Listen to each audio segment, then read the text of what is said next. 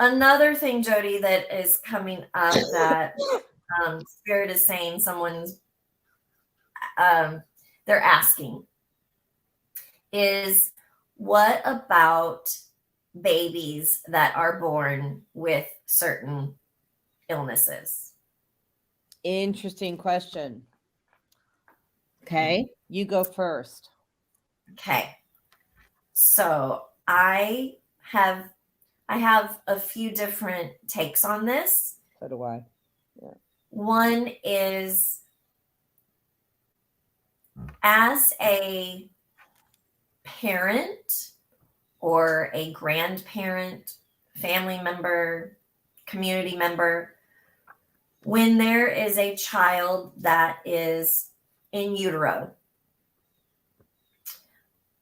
a lot of times there's a lot of joy usually, and a lot of times there's also a lot of fear. Fear that they will be healthy, fear that they will be sick, fear that they will have 10 toes and fingers, etc., etc., etc. If the mother is at a certain age, or if they have certain things going on in their body, will it affect the baby, etc., etc., etc.? Energy is energy, even when it's not our own. And again, here's another bunny trail we could go on, and we're not going to. But most of it's not. We can cause illness in other people just as much as we can cause illness in ourselves if the other person is not aware and or able to self-protect and self-heal. Hopefully that came across as I meant it. So especially if they can't self-protect and self-heal. Well, that's most of the universe. And let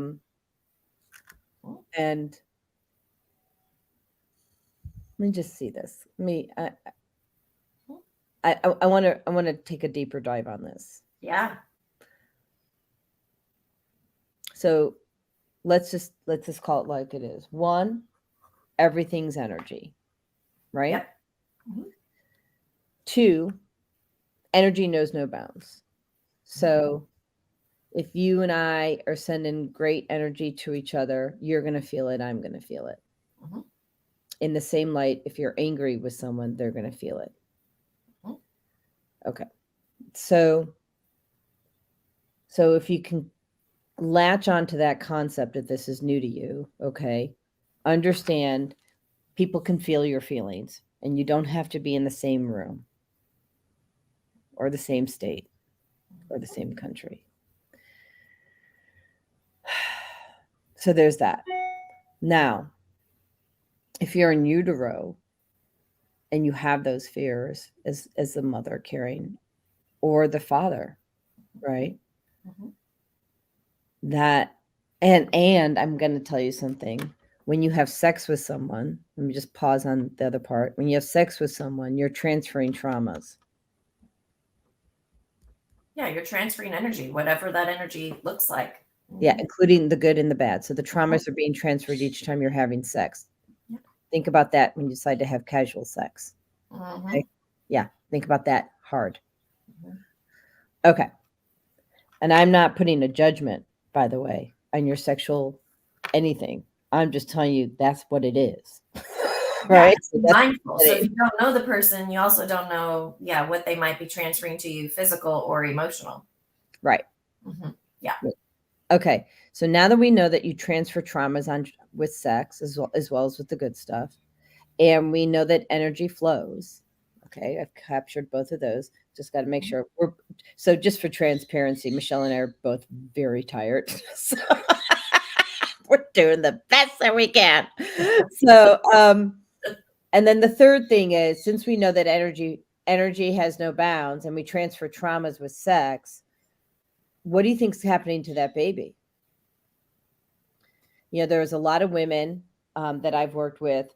I don't have it here. Oh, I do have it here. Hold on. I have the BOD, which is that sound frequency device. And it comes with a headset, right? Which I don't have the headset here, which is no big deal. So, but I take that headset and I put it on the pregnant belly because it puts the brain in a theta state. So if the I put one on the mother's ears and one on the belly for the baby.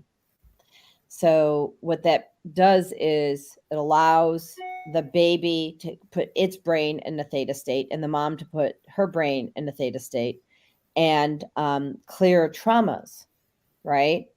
It's a beautiful thing when you decide not to go with the current reality of how we do things in the past and you start listening to God about what you can do for the future. And in sound, it's the theta state. It's creativity. It's not going to hurt you. So, so we have an opportunity, and I'm sorry I'm long-winded today because I'm just exhausted, so I'm rambling. We have an opportunity to shift energy. And that's what Michelle and I are really just talking about. Yeah. That's all. Mm-hmm. We're shifting energy that doesn't serve you. We're shifting energy out of your physical and spiritual body, giving it to God, giving it to Christ for him to carry, because you don't need to carry it anymore. It's not yours. Most of it wasn't yours. When you were born with like whatever it is that you're born with, and answering that question about that child that was born with disease wasn't his to begin with. Never was. So why are you owning it? If you have a disease or you're something, whatever, and you think, oh, I have it, and I'm hearing this loud and clear, I have this disease because so-and-so had it and so-and-so had it. No, you don't. You have the disease because you think you have the disease. Yeah, you chose it. You chose it. Mm-hmm. And Chris said how it's in our field. Disease is in your field at least 5 years out. At least.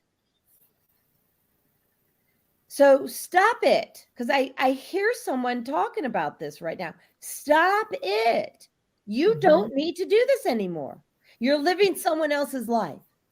And it's not yours. And so once you choose to get rid of somebody else's belief systems and just kind of get comfortable with what yours are, which, by the way, you're going to have to explore what those are, right? But in order for you to explore your own belief systems, you're going to have to get rid of everybody else's first. Just saying. Boom chakalaka. She says, drop the mic. Yeah. Well, and Chris actually made my other point when I was saying that I have a few takes on this. She made my other point. Okay, is this it? I would also add choose to enter that way for the growth we're looking to receive. Totally. Go ahead. I mean, do you want to? And then the next one is just the same as we're choosing our parents for particular reasons, the good and the bad, what we perceive as bad. The reason this point is important is because certainly we don't want to create more guilt in the parents. Yeah. And that, thank you, Chris, because if your baby was born with something, it does not necessarily mean that you caused that.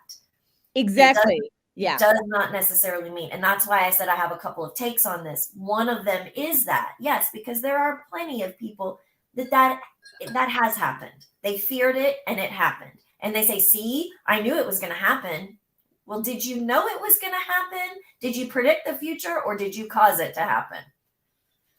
Right. And if you're a master manifester, right? If you're really good at manifesting your life, the good stuff, know that you're equally responsible for manifesting the bad. We attract everything. Yep. We attract everything. So it doesn't matter what you're experiencing now. You attracted it one way or another. You chose it. And so what Chris is saying is, if you had a baby that was ill,